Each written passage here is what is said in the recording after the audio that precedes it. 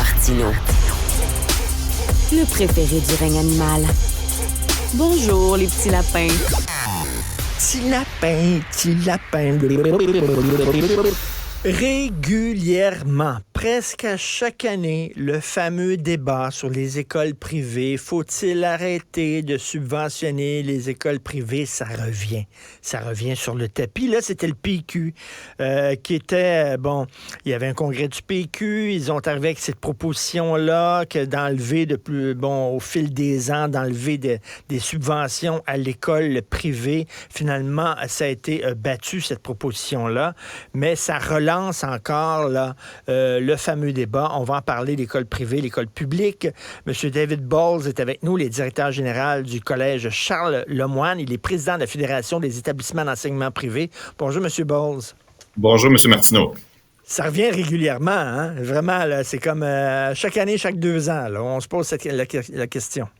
Effectivement, le débat revient de façon périodique. Nous, à chaque fois, on réentend les mêmes arguments, puis c'est certain que ce qui est dérangeant, c'est que souvent, c'est les mêmes mythes, les mêmes légendes qui semblent entourer les services qu'on offre. Faut pas oublier que ces parents-là qui viennent dans nos écoles défraient environ la moitié des frais de scolarité de ce que ça coûte. Donc, quand on nous dit que ça serait des économies pour l'État d'arrêter de nous subventionner, c'est plutôt le contraire. On calcule, nous, que le fait que les parents paient la moitié des frais de scolarité dans nos écoles, ça économise 700 millions de dollars par année à l'État. Ensuite, on nous dit, vous sélectionnez seulement que les élèves qui ont les meilleures notes, alors qu'on est rendu à près du quart de nos élèves qui ont des plans d'intervention pour des difficultés d'apprentissage dans nos écoles. Moi-même, je dirige une école où c'est 40%. Donc, c'est souvent les mêmes mythes. Nous, on considère qu'on offre un service public, qu'on est là pour les élèves, pour la réussite de tout type d'élèves, et puis qu'on est prêt à partager les meilleures pratiques pour que toutes les écoles au Québec soient meilleures.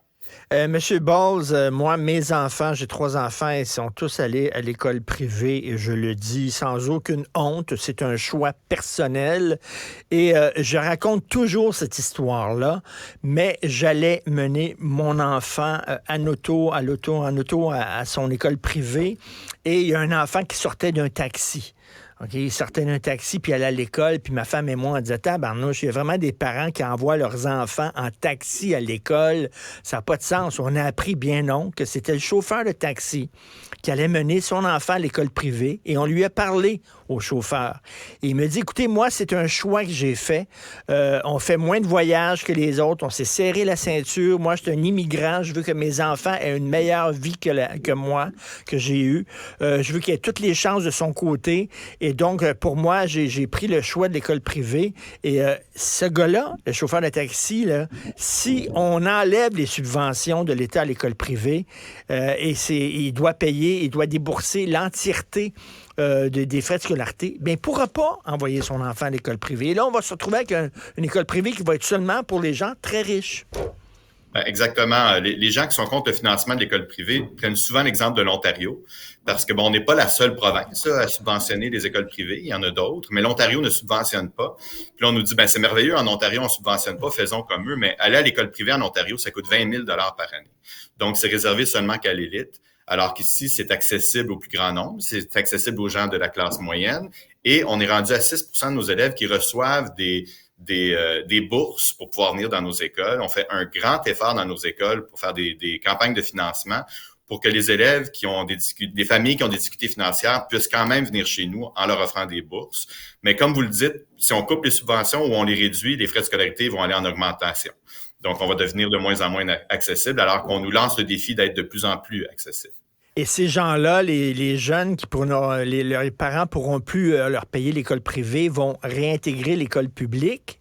Et là, le gouvernement devra débourser 100% de leur éducation plutôt que, je sais pas, la moitié. Ou c'est quoi? Le gouvernement débourse combien de pourcentage là, de l'éducation des gens? C'est 60% des services éducatifs, ce qui couvre en réalité l'enseignement. Donc, ça couvre pas les bâtiments, ça couvre pas les services aux élèves à besoins particuliers. Moi, dans mon budget comme directeur d'école, c'est environ 50% qui vient du gouvernement. Puis, comme vous le dites, on est un organisme à but non lucratif aussi. Ça aussi, si on dit, il y a quelqu'un qui se fait des profits avec ça, pas du tout. On fonctionne de la même façon que les centres de la petite enfance. Si jamais on a des surplus, on vise à avoir des surplus pour pouvoir réinvestir pour les élèves. Donc, mais effectivement, si la subvention tombe à 40 ben moi, je dois augmenter, ou à 20 je dois augmenter les frais de scolarité pour pouvoir payer mes enseignants puis fonctionner. Et là, il y a des gens qui disent, oui, mais c'est certain que c'est plus... ils ont une meilleure éducation dans les écoles privées parce qu'ils écrèment, ils prennent les meilleurs étudiants, donc ils se retrouvent pas avec des cas problèmes, donc c'est plus facile pour les enseignants d'enseigner dans une école privée. Emmanuel Latraverse, vous l'avez probablement lu aujourd'hui dans le Journal de Montréal, qui écrit une chronique en disant, ben écoutez, c'est des mythes, là, c'est totalement des mythes, il y a de plus en plus de gens qui proviennent de différents milieux et même des étudiants, c'est pas les meilleurs que vous sélectionnez nécessairement, là. Ben, effectivement, je prends l'exemple de mon collège, qui est essentiellement le plus gros collège privé, ou à peu près au Québec, là, parce qu'on a plus d'un campus. C'est 40 de mes élèves qui ont un plan d'intervention. Puis pour avoir un plan d'intervention, c'est qu'ils ont une difficulté d'apprentissage, une difficulté scolaire, ou un trouble, ou un déficit d'attention, ou une dyslexie, dysorthographie. C'est la plus grosse proportion de la Montérégie, à l'exception d'une polyvalente. Donc, puis les parents nous choisissent, puis là, je parle de mon collège, mais c'est 25 ou près de 25 des élèves du réseau privé. Puis les parents nous choisissent, entre autres, pour les services qu'on offre aux élèves à besoins particuliers. On a des écoles dans notre réseau, comme l'école Vanguard, qui est une école privée, où c'est 100 des élèves qui ont des graves troubles d'apprentissage parfois, où ils reçoivent d'excellents services et où ils réussissent. Donc, effectivement, le mythe de l'écrémage, quand on essaie de l'appliquer à l'ensemble du réseau privé, c'est vraiment un mythe, c'est vraiment pas vrai. Là, le PQ voulait faire avec les écoles privées un peu ce qui se fait avec les CHSLD. Bon, je vais expliquer. Il y a des CHSLD privés, c'est-à-dire qui sont gérés par le privé, qui ne reçoivent pas un sou du gouvernement et qui font comme ils veulent. Ils gèrent comme ils veulent leur affaire. Et il y a des CHSLD privés conventionnés, c'est-à-dire c'est géré par une compagnie privée, mais ils doivent respecter le cahier de charge des autres CHSLD publics. Donc, c'est les mêmes services, les mêmes orientations que les CHSLD publics, sauf gérés par le privé. Alors là, le PQ a dit ce qu'on va faire avec les écoles privées, c'est que si vous respectez le cahier de charge de l'État, si vous êtes conventionné, si vous offrez exactement les mêmes programmes qu'il y a dans l'école publique, vous pourrez garder votre subvention. Mais si vous ne voulez pas être conventionné, ben on vous retire vos subventions puis vous allez être privé. Vous pensez quoi de cette solution-là, cette proposition-là du PQ? Ben, il y a quelques enjeux que j'ai de la difficulté à comprendre. Premièrement, on doit respecter les programmes du ministère de l'Éducation du Québec déjà pour avoir un permis pour opérer une école au Québec. Donc, on respecte les demandes du ministère de l'Éducation, on respecte les programmes, on offre les mêmes bulletins. On se fait inspecter aux 3 ou 5 ans pour s'assurer, on se fait davantage inspecter que les écoles publiques pour s'assurer qu'on respecte les lois. On vérifie que nos enseignants sont bien formés, puis on est très sévère là-dessus avec nous. Donc, nous, on considère déjà qu'on respecte tout ce que le ministère de l'Éducation nous demande et on va au-delà. Maintenant, si la proposition fait en sorte qu'on perdrait notre autonomie, puis qu'on ne peut pas offrir des services à nos élèves quand on évalue les besoins de nos élèves pour offrir des programmes particuliers, que ce soit en sport-études, en art-études, des programmes internationaux, des programmes particuliers qui répondent aux besoins et aux intérêts de nos jeunes, puis on veut pas avoir du mur à mur puis avoir une école unique qui est pareille partout au Québec. On pense que c'est une bonne idée que les parents puissent avoir du choix puis choisir une école qui répond vraiment aux besoins et aux intérêts de leur enfant. C'est-à-dire que, bon, il faut que vos étudiants apprennent les mêmes choses qu'on apprend dans les autres écoles, mais sauf que, bon, peut-être pas avec les mêmes méthodes, là. C'est-à-dire, il me semble que les gens s'entendent là-dessus pour qu'on laisse des marges de manœuvre aux écoles, même les écoles publiques, là, que les écoles publiques puissent se distinguer les unes des autres, puis que chacune arrive. L'important, c'est que, est-ce qu'à la fin, les étudiants vont apprendre ce qu'ils sont censés apprendre? Après ça, le cheminement qu'on utilise, les moyens qu'on utilise, les stratégies, bien, ça sera libre à chaque école. C'est ce que vous dites, là. Ben, c'est ce qu'on dit, puis on pense que notre grande force, c'est l'autonomie de nos écoles. On prend l'exemple de la COVID. On a appris que les écoles fermaient le 13 mars. La semaine suivante, puisqu'on était autonome, on pouvait travailler avec nos équipes écoles à plus petite échelle. On a réouvert à l'intérieur d'une semaine ou deux de façon virtuelle. Donc, on ne veut pas perdre cette autonomie-là. Moi, je fais des sondages de satisfaction de mes parents, de mes élèves pour m'assurer que les services que j'offre sont de qualité et je m'adapte si c'est pas le cas. Je veux essayer d'innover de temps en temps, puis c'est le cas de tous mes collègues des écoles privées aussi. Puis c'est certain qu'on veut pas perdre cette autonomie-là dans une proposition là, telle qu'elle est offerte en ce moment. L'autre aspect, c'est que je suis pas certain que les chiffres qu'ils utilisent pour calculer tout ça sont les bons. J'ai vu certains modèles, là, s'ils voulaient nationaliser nos écoles comme ils le proposent, eux, ils calculent seulement que les salaires des enseignants, alors qu'on a des bâtiments à opérer. On est des organismes à but non lucratif qui avons emprunté de l'argent pour investir dans nos écoles. Donc, je sais pas s'ils vont couvrir nos dettes si on devient nationalisé. Donc, je pense qu'il y a beaucoup d'erreurs là, dans les calculs ou dans les idées qui ont été proposées. Et lorsqu'on dit là, qu'il y a une spirale vers le bas à l'école publique, là, c'est-à-dire que l'école publique a de moins en moins de moyens parce que de plus en plus c'est siphonné par l'école privée. Donc, plus l'école publique a de la difficulté, plus les gens envoient leurs enfants à l'école privée, plus les gens envoient leurs enfants à l'école privée, plus l'école publique va avoir la difficulté. Donc, vous participez à cette spirale vers le bas de l'école publique. Vous répondez quoi? On économise 750 millions de dollars à l'État par année à cause des parents qui payent la moitié des frais de scolarité.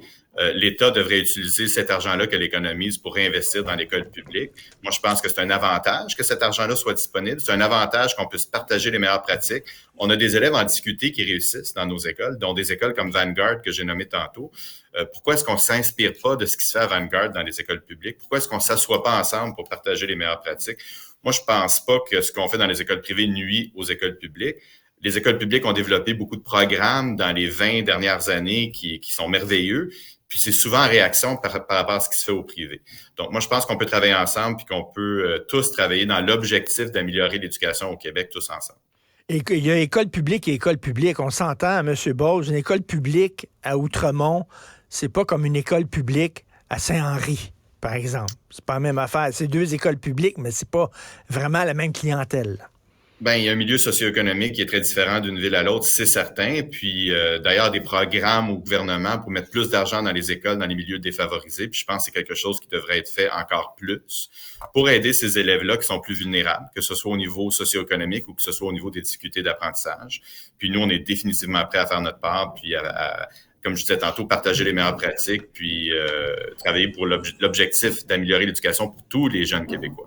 Et en terminant, je parlais du texte d'Emmanuel Latraverse. Ça dit ils font des efforts, ils accueillent de plus en plus là, des élèves peut-être qui ont plus de difficultés, des cas un peu plus lourds, etc. C'est moins homogène comme milieu que ce l'était avant, mais c'est pas suffisant, dit Emmanuel, et il devrait encore aller plus loin là, dans ce sens-là. Vous en pensez quoi?